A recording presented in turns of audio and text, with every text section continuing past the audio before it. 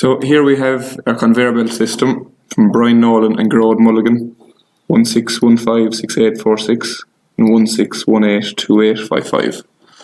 So this is our working animation of how our conveyor belt system should work. Here you can see two conveyor belt systems perpendicular to each other. And the concept behind the system that we're after creating is that the tray comes in one side and out the other at a right angle.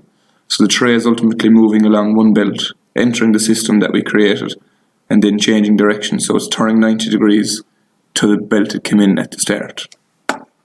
So I'll just animate that there now. You can see the tray moving along the belt, entering the system, and then coming out onto the other belt. So within that system, we have three rollers that work together. They are driven by a motor and they're connected by a chain. And between them rollers, there are two belts that are ultimately turning, or they're tossing the tray off the system. So here we have just a close-up.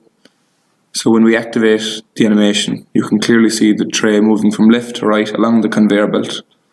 And in the meantime, the belt system that is used to throw the tray onto the second conveyor belt is operating off a table.